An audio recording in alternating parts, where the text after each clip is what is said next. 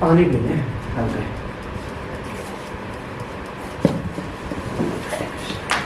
तुम आंसू नहीं, तुमने कल पूरा भैया परेशान किया, वो हमने बता दिया, उसके बाद भाग गया, आया ही नहीं शाम तक।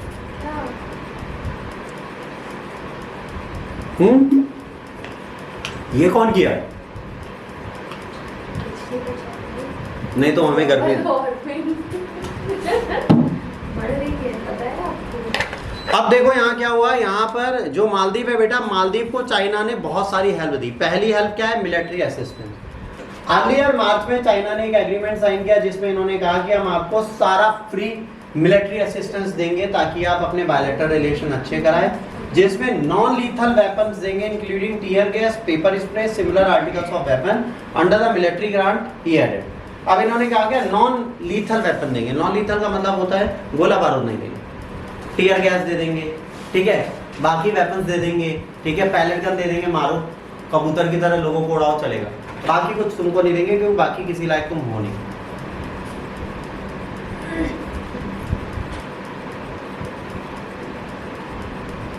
ठीक बेटा?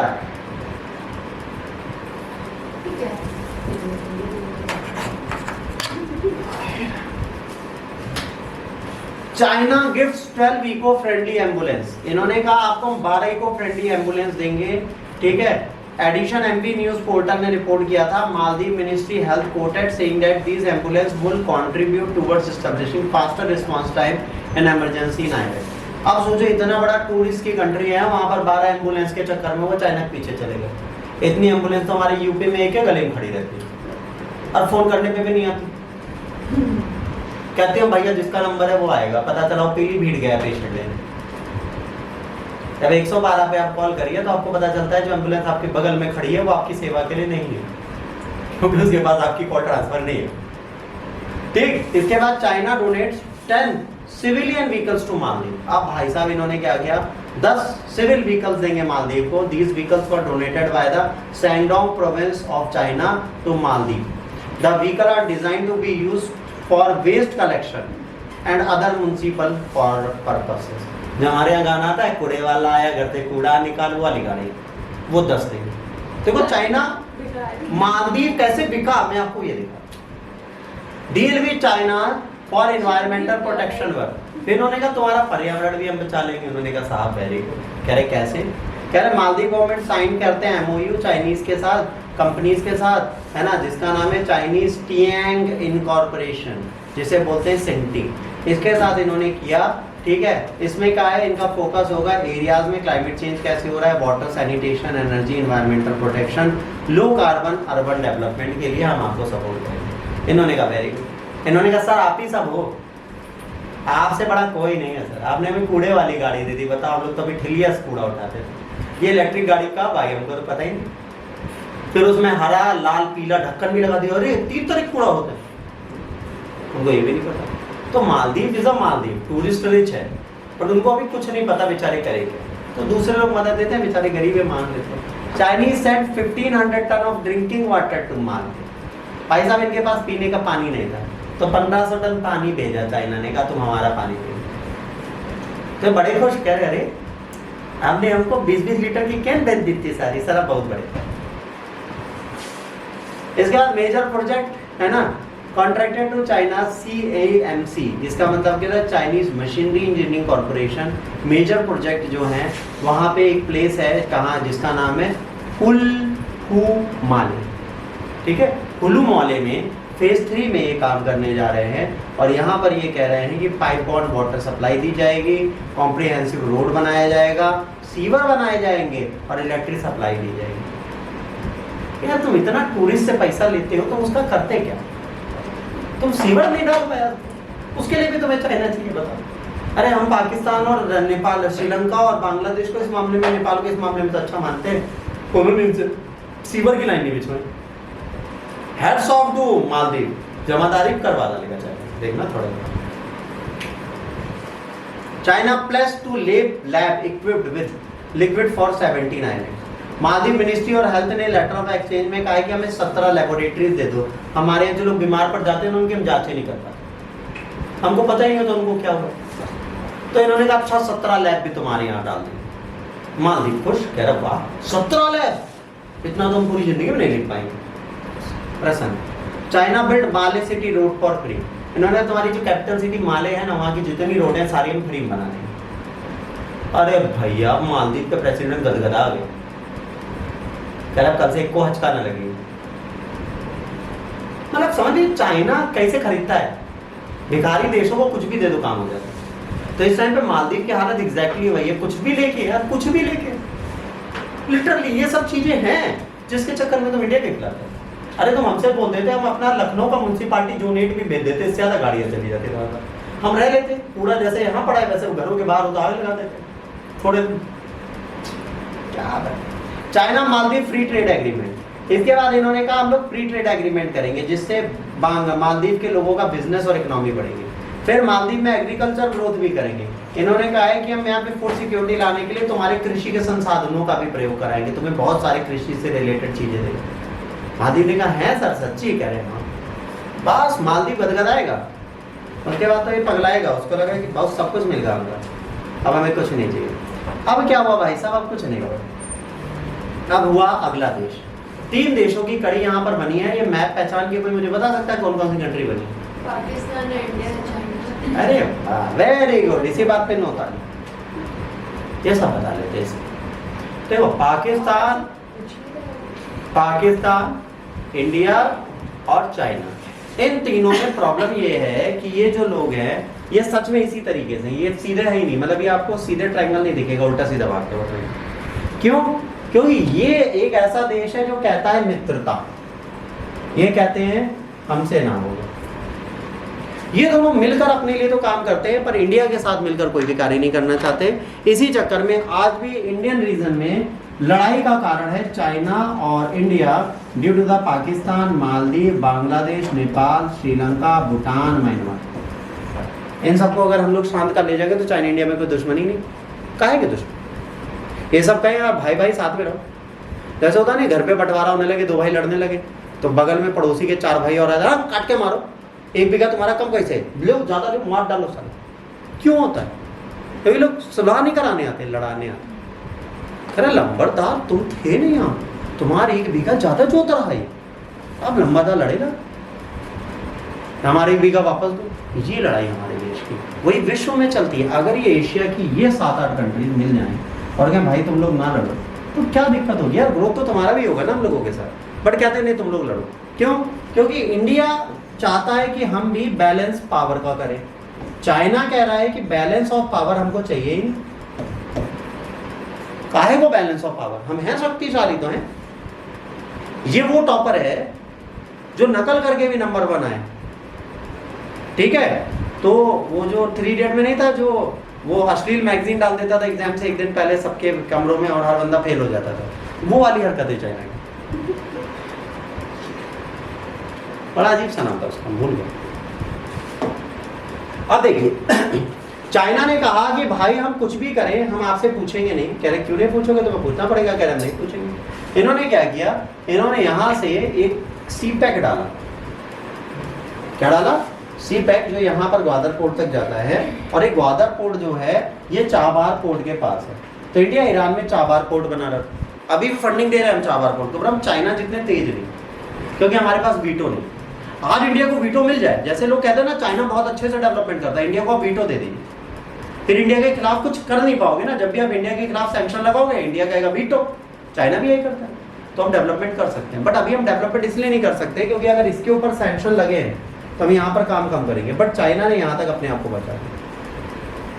सोचिए, अब ये जहां से जा रही है, जो पीला पीला भूभाग आपको दिख रहा है बच्चों, और ये जो ये सुंदर सुंदर एरिया दिख रहा है, ये हमारा रियल कंट्रोल है, ये रीजन, ठीक। और ये जो है इसको हम बोलते हैं इंडियन टेरिटरी, जिसको पीओके बोलते हैं। इसमें ये गिलगित वाला प्लेस जो है हमने चाइना को गिफ्ट दे दिया और चाइना यहाँ पर आ गया। तो इंडिया रोज कहता है कि भाई तुमने गलत जगह से रोड बनाई है। काशी है? अरे भैया काशी है, काशी नहीं है, ये चाइनीज नाम, कांसी नहीं है, काशी वाला काशी नहीं। ठीक, अब ये जो अपना एरिया बना रहे हैं, ये एरिया बड़ा इंपॉर्टेंट है इन लोगों के लिए। अब हम क्या कर रहे हैं, हम कोशिश कर रहे हैं कि रेलवे नेटवर्क बनाने का फायदा क्या होगा। ये रेलवे नेटवर्क क्या करेगा, ये रेलवे नेटवर्क जो होगा पोर्ट सिटी से सारा सामान पाकिस्तान से चाइना और चाइना से पाकिस्तान पहुंचा सकता है। तो इनको एक इंडियन ओशियन के आसपास अरेबियन सी में एक ऐसा पोर्ट मिल गया जो आने वाले टाइम पे इनको कहाँ पहुंचा देगा, कहाँ पहुंचा देगा बताओ? बताएंगे तो कहेंगे तो सब अब बताओ। Central Asia, west central Asia में बहुत जल्दी रीच पहुंचा देगा। तो कहीं ना कहीं इनको हेल्प मिलेगी इस जगह से, और ये अफ्रीकन कॉन्टिनेंट में भी जो हॉर्न वाला एरिया है इसको पकड़ के रख सकते हैं। तो इनके लिए बैलेंसिंग के लिए ये जरूरी था, इसलिए इन्होंने करना स्टार्ट कर दिया। ये जो बिल्ड रोड इनिशिएटिव है बेटा, इसमें इनका एक पर्पस है, चाइना चाहता है कि हम अपने रूट को हर जगह पर एग्जिस्ट करें और हर जगह पर हम आगे चलते रहें। इकोनॉमिक ग्रोथ नो डाउट बिल्कुल होती है, बिल्कुल मना नहीं करते। चाइना इकोनॉमिक कॉरिडोर आपको सपोर्ट नहीं करेगा, बिल्कुल करेगा। BRI का जो नेटवर्क है ये एक अच्छी मुहिम है, अगर पाकिस्तान के बिहाफ से देखी जाए और चाइना के बिहाफ से देखी जाए, ये कंट्री में विकास कर सकते हैं। बट जो चाइना का मॉडल डेब्ट ट्रैप पॉलिसी का है वो कहीं ना कहीं इसको फ्लॉप बनाता है। वरना कहीं पर भी चाइना के प्रोजेक्ट को मैं खारिज नहीं करता। चाइना जो कर रहा है, मान लो आज आपको एक हाई कनेक्टिंग रेलवे स्टेशन मिल रहा है ग्वादर पोर्ट तक, किसी ने सपने में सोचा था अगर POK इंडिया का होता तो जम्मू कश्मीर में कितनी हेल्प कर पाते। बट रीजन है POK के लिए हम लड़ रहे। अगर इंडिया को BRI में जुड़ना है तो इंडिया BRI में जुड़ के बेनिफिट भी उठा सकता है, बट प्रॉब्लम है कि not on the Chinese conditions. China जिसको BRI में जोड़ रहा है उसे अपनी कंडीशन पे जोड़ रहा है, उसकी खुद की पर्टिकुलर कंडीशन से उसके अकॉर्डिंग जोड़ रहा है। ठीक, तो यहाँ पर क्या है, हाई कनेक्टिंग रेलवे लाइन बना रखी है जो सीधे चाइना पाकिस्तान को जोड़ते हुए दिख रहा है। ठीक है, ये देखिए ये एरिया जो जोड़ रहा है। एशिया में भी उसने यही किया है कि चारों तरफ हाई कनेक्टिंग रेलवे लाइन बना दी है। ठीक है, रशिया तक इसकी रेलवे लाइन जा रही है। तो कहीं ना कहीं चाइना जो है बेटर कंडीशन में है। और फिर देखिए ये पोर्ट इसने ले रखा है, यहाँ पर पोर्ट ले रखा है, यहाँ पर पोर्ट ले रखा है, यहाँ पर पोर्ट ले रखा है, यहाँ पर पोर्ट ले रखा है, यहाँ पर पोर्ट ले रखा है, यहाँ पर। तो ये कुछ इस तरीके से अब अपने आप को मजबूत बनाते हुए जा रहे हैं। तो कहीं ना कहीं चाइना की पावर स्ट्रांग होती जा रही है, और ये चाइना की स्ट्रेंथिंग पावर कहीं ना कहीं इंडिया के लिए खतरा है, और आने वाले टाइम पे इंडिया को ये जरूर फंसा देगी। तो ये जो CPEC है बहुत अच्छी है, रोड कनेक्टिविटी रेलवे कनेक्टिविटी दोनों दे रही है, बट ये कहीं ना कहीं इंडिया के लिए एक थ्रेट इसलिए है क्योंकि ये कल को आर्मी के पर्पज से भी यूज़ की जा सकती है, कल को ये वेपन्स के लिए भी यूज़ की जा सकती है, कल को ये वॉर के लिए भी यूज़ की जा सकती है, और जम्मू कश्मीर के अंदर प्रोटेक्शन हमारा वीक कर देगी। तो कहीं ना कहीं चाइना और पाकिस्तान इकोनॉमिक कॉरिडोर इंडिया के लिए खतरा जरूर बन के उभरा हुआ है। इसके बाद हम लोग बहुत सीधे थे, जवाहरलाल नेहरू जब थे तो उन्होंने कोको आइलैंड था मालदीव के लक्ष्य अंडमान निकोबार के ऊपर, ये कोको आइलैंड हमने म्यांमार को दे दिया। ठीक है, जो हमारे लास्ट पार्ट से 45 किलोमीटर दूर, ये पार्ट हमने किसको दिया, म्यांमार को गिफ्ट। फिर म्यांमार ने क्या किया, पाकिस्तान को गिफ्ट दे दिया। हमने म्यांमार को दिया, म्यांमार ने पाकिस्तान को दिया, और पाकिस्तान ने वहां पे क्या किया, स्पाई बेस बना दिया। ये कोको आइलैंड के अंदर रनवे बना दिया। ये सब पाकिस्तान ने नहीं किया, चाइना ने किया। क्यों? क्योंकि चाइना को हमने से गिफ्ट दे दिया। किसने? म्यांमार। म्यांमार को कोई चीज गिफ्ट दे रहा है, उसे दे रहा है, तो ये टेंशन क्या बढ़ा रही है, टेंशन बढ़ा रही है हमारे इस रीजन पे। ये जो रीजन है हमें सीधे बताता है कि इंडिया की टेरिटरी है, और अगर यहाँ पर चाइना बैठा हो, यहाँ पर चाइना बैठा हो, यहाँ पर चाइना बैठा और यहाँ पर चाइना बैठा, तो इंडिया को तो घेर रहा है यहाँ से भी। तो कहीं ना कहीं कोको आइलैंड देना एक खतरा था, और इंडिया ने गिफ्ट देके एक बहुत बड़ी गलती की। मैंने आपको कल भी कहा था जब श्रीलंका पढ़ा था, कैसे दिन ऐसा ना हो कि कच्छो द्वीप भी श्रीलंका गिफ्ट दे दे चाहे। और जिस दिन ये हुआ उस दिन इंडिया के सर पे खड़ा हो जाएगा कौन, आके चाइना। और चाइना डे वन से यही चाहता है कि हम कैसे करें। ये स्ट्रिंग ऑफ पल्स की एक मुहिम है जिसके तहत ये सारे काम किए जा रहे हैं बच्चों, और ये चीज़ें बहुत बड़ा खतरा होगा इंडिया के लिए। BRI के नाम पर लोग वो कहते हैं, इंटरनेशनली हम लोग मानते हैं कि स्ट्रिंग ऑफ पल्स की एक आइडियोलॉजी ये चला रहे हैं, और ये स्ट्रिंग ऑफ पल्स की आइडियोलॉजी बहुत इंपॉर्टेंट आइडियोलॉजी बन के उभरी है। क्योंकि यहाँ पर ये क्या करते हैं, देखिए चाइना ने यहाँ से साउथ चाइना सी से स्टार्ट किया, एशिया के अंदर आते हुए, बांग्लादेश होते हुए, श्रीलंका होते हुए, है ना, ये मालदीव होते हुए, पाकिस्तान होते हुए, हॉर्न ऑफ अफ्रीका पहुँचे, हॉर्न ऑफ अफ्रीका तक पहुँच गए। ठीक है, डिजिबूती वहाँ पे पाया जाता है। अब इन्होंने क्या किया, इन सारे एरियाज को इसने कैप्चर कर लिया, तो ये इंडिया को पूरी तरह घेर चुका है। यहाँ से तो घेर के बैठा ही था, यहाँ से भी घेर लिया, यहाँ पाकिस्तान उनका मित्र ही है, तो चारों तरफ से इंडिया को घेरने के बाद कहेंगे और लड़ाई करें। जैसे क्या होता है ना, तुमने कहा तुमको देख लेंगे, हमने कहा थोड़ा रुको, तुम सो गए, इग्नोर किया, अरे ठीक है थोड़ा रुके, आएगा ही नहीं, दोबारा डर के भाग गया। वो एक्चुअली भागा नहीं, वो तुम्हें चारों तरफ से घेर।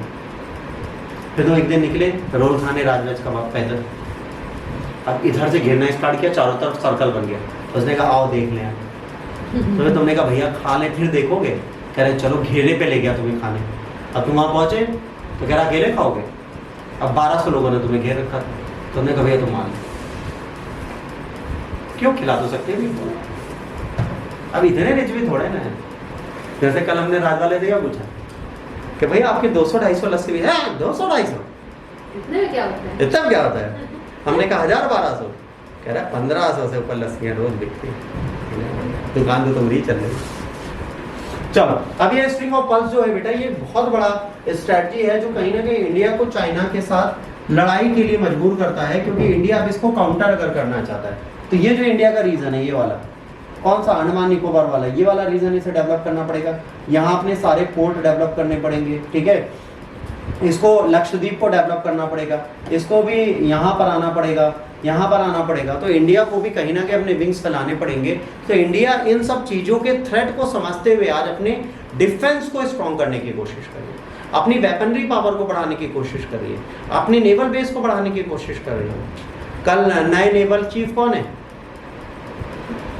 नेवल चीफ बदलने वाले हैं। नौसेना के नए अध्यक्ष कौन बनेंगे?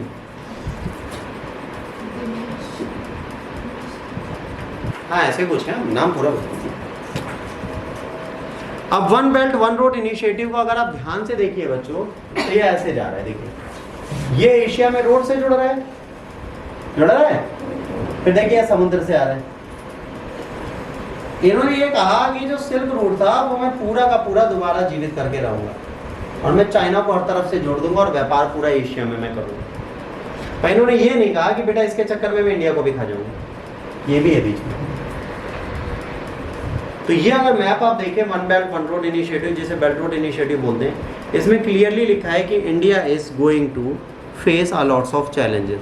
अब ये जो ड्रैगन है, ये ड्रैगन जो है पूरे विश्व को खाने की तैयारी में लगा हुआ है। किस विश्व को? जो कमजोर है। ये वो नेशंस हैं जो कमजोर हैं, जिनको ये आराम से खा सकता है। देखिए ये जितना रेड मार्क है वो देश है जो कमजोर है, जिनके पास रुपए पैसे की कमी है, उनको खा रहा है।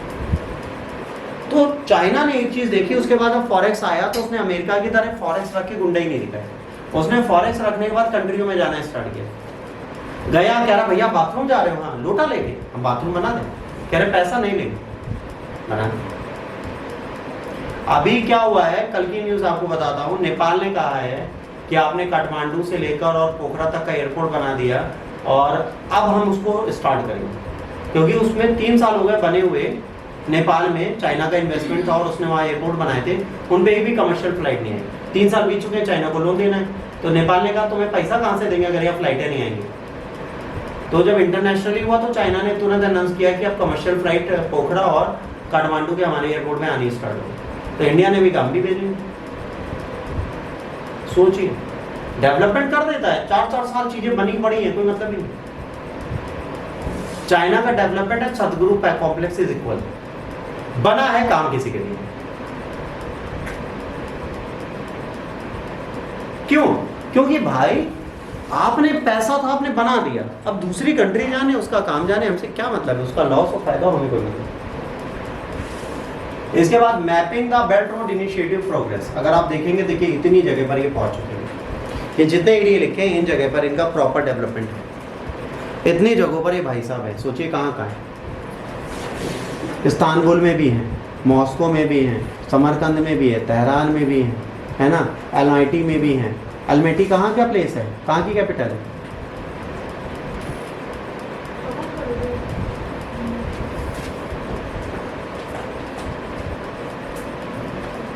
कौन सी कंट्री?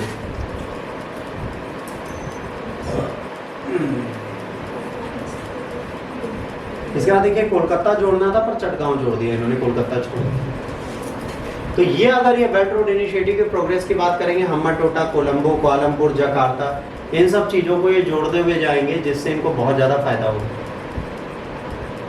सबसे सस्ता टूरिस्ट प्लेस है हमारे लिए, क्या नाम है? कहाँ की कैपिटल है? अल्मेटी, कजाकिस्तान की। कजाकिस्तान अगर आप जाते हैं इंडियन करेंसी लेके तो एक्सचेंज में ज्यादा मिलता है। आप यहाँ से 1 लाख लेके जाइए, 1 करोड़ के बराबर खर्च करके आएंगे। अगर फॉरेन घूमना है तो कजाकिस्तान घूमिए, you will feel like rich कि आप मुकेश अंबानी। उसके बाद इंडिया आते ही आप दोबारा गरीब हो जाएंगे। ये व्यक्ति कोई पहचानता कौन है? ये कौन है और ये कौन है, कोई पहचानता है? रशिया को। ये रशिया है, ये चाइना है, बस बात खत्म। नाम से क्या मतलब है, नाम में क्या रखा है? ठीक है, इंडिया के बाद आज की डेट में ये जो रशिया है, रशिया को जब यूक्रेन वॉर में खींचा गया तो रशिया ने अपनी दोस्ती स्टार्ट कर दी चाइना के साथ। वही चाइना जिसके साथ 71 से पहले इनकी लड़ाई चल रही थी, इन्होंने वापस चाइना की तरफ जाना स्टार्ट किया और इंडिया को थोड़ा थोड़ा इग्नोर करना स्टार्ट किया।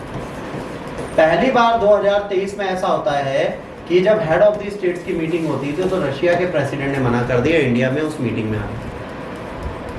तो ये क्या है, ये चाइना की मोनोपोली दिखाता है, क्योंकि चाइना ट्रेड एंड कॉमर्स में बहुत स्ट्रांग है और चाइना आज इनको फाइनेंशियल एड और स्ट्रेटेजिक सपोर्ट हमेशा देती है कि इनकी जो वॉर है यूक्रेन में उसको सपोर्ट करते हुए सिर्फ एक कंट्री दिखती है, उसका नाम है चाइना। चाइना इनको कांस्टेंट सपोर्ट दे रही है, तो ये सपोर्ट कहीं ना कहीं इनको हेल्प करता है। और इस यूक्रेन वॉर में सबसे ज़्यादा अगर कोई सपोर्ट कर सकता है तो ये भाई साहब कर सकते हैं।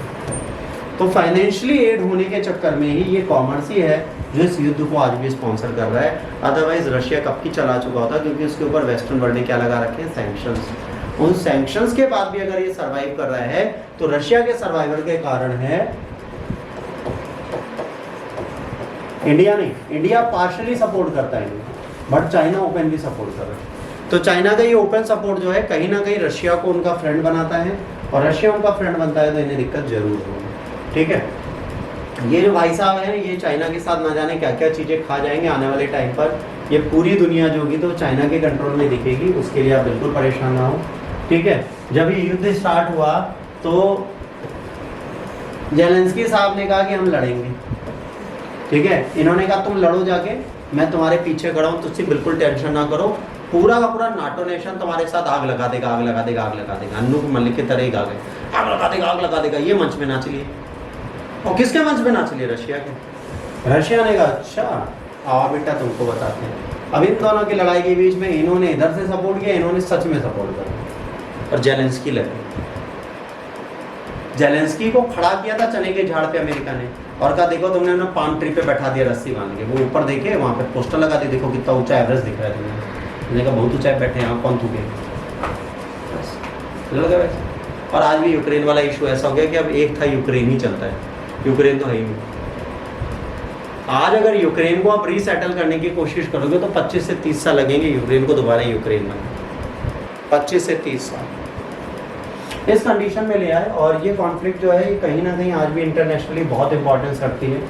यूएसए अकेला कह रहा है कि भाई यूक्रेन के साथ जो हो रहा है वो गलत हो रहा है, ये दोनों कह रहे हैं कहाँ गलत हो रहा है, दिखाओ हमको क्या गलत हमने कर दिया। कह रहे तुम लोगों को मार रहे हो, तो इन्होंने कहा यूएसए से तुम नहीं मारते थे क्या? कह रहे तुम एशिया में अनरेस्ट कर रहे हो। कह रहे पिछले 50 साल से कौन परेशान कर रहे हैं एशिया? कह रहे मेरे पीछे बहुत लोग हैं। कह रहे कहाँ है?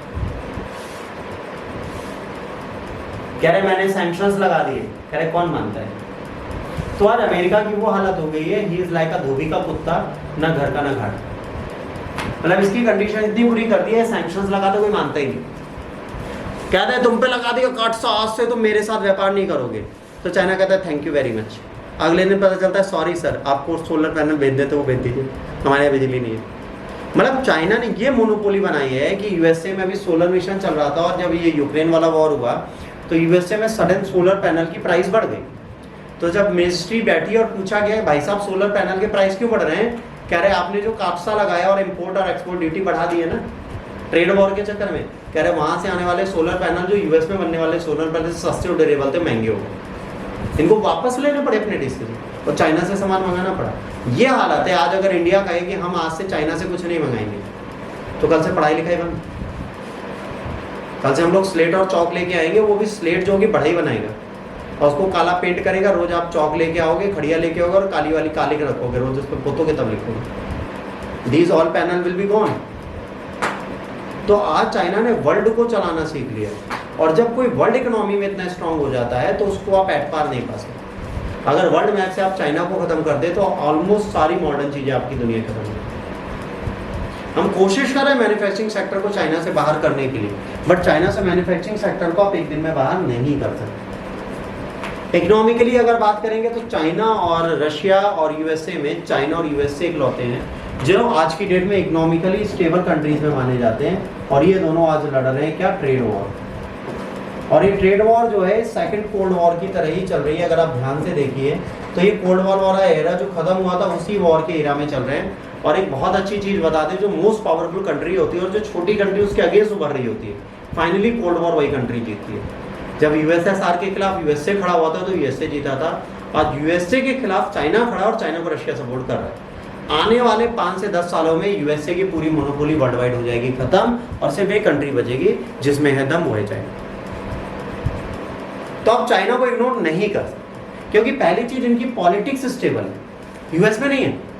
यूएस में हर 4 साल बाद नई पॉलिसीज आएंगी, नए प्रिंसिपल्स आएंगे। इंडिया में भी यही होगा, चाइना में नहीं होगा। चाइना में 15 सालों से एक ही प्रिंसिपल चल रहा है, लूटो लूटो लूटो लूटो लूटो बस, और वो जो लूट रहा है वो लगातार जीत रहा है। तो चाइना की पॉलिटिक्स जो स्टेबल है और रशिया की भी पॉलिटिक्स स्टेबल है। इस चक्कर में आप इन दोनों कंट्रीज से कॉम्पीट नहीं कर सकते। या तो रिपब्लिक और डेमोक्रेटिक आइडियोलॉजी हटा दो, डिक्टेटर बैठा दो, तो आपकी कंट्री इंटरनेशनली तो अच्छी हो सकती है। जैसे इंडिया आज अच्छी है क्योंकि इंडिया में अभी कायदे से होते तो इलेक्शन है पर बैठा डिक्टेटर, क्योंकि वो फुल मेजोरिटी से जीता है, उसके खिलाफ बोलने वाला कोई नहीं है, अपोजिशन नहीं है। हमारे देश में कहा जाता है healthy democracy needed a strong opposition. हमारे मजबूत विपक्ष है ही नहीं, विपक्ष नहीं है तो डिक्टेटरशिप। और मेरे हिसाब से इस साल डिक्टेटरशिप फिर चलेगी, क्योंकि सुपड़े से फिर आए, वो इंडिया वाला जो अलायंस है वो फिर हारे, क्योंकि उनको ये नहीं पता कौन कौन से कैंडिडेट खड़े करेंगे। अब देखिए समाजवादी पार्टी ने और कांग्रेस ने मिलके धनंजय सिंह की वाइफ को खड़ा कर दिया, धनंजय सिंह को जेल से ट्रांसफर करा दिया रातों रात, गायब भैया, जेल से ही गायब करके दूसरी जेल शिफ्ट कर दिया। अब इससे क्या बीवी डर गई, जीत लो तुम इलेक्शन। तो पॉलिटिक्स और सरकार के साथ चलना बड़ा मुश्किल है। आज की डेट में किसी भी चीज को राजनीति के साथ अगर देखिए तो हमेशा ये कंट्री हारती हुई दिखेगी इसके आगे, क्योंकि इनकी पॉलिसीज फिक्स है। 15 साल से जो पॉलिसीज है वो उसी पे अड़ी है। अब देखो यूएसए ने क्या किया, पहले का ईरान से हम बाहर जा रहे हैं, ईरान न्यूक्लियर डील से बाहर गए, बिडेन ने कहा हम कुछ करेंगे नहीं उसके लिए। एक पॉलिसी जो ओबामा अच्छी बना गए थे उसको 2 लोगों ने तोड़ दिया। फिर ट्रंप ने कहा हम अफगानिस्तान से निकलेंगे, बिडेन ने कहा आने के 1 महीने के अंदर निकल जाएंगे। एशिया को अनरेस्ट में छोड़ दिया। तो ये जो ग्लोबल मॉनिटरिंग की पोजीशन यूएस से रखता था उससे डाउन हो गया। आज चाइना सपोर्ट कर रहा है। इनके जाने के बाद अफगानिस्तान को बैक किसने किया, चाइना ने, पाकिस्तान के साथ मिल गया। तो ये क्लियरली दिखा रहा है कि आने वाले टाइम पे China will be the new global monitor. तो ये विश्व जगत के लिए बहुत बड़ी खबर होगी।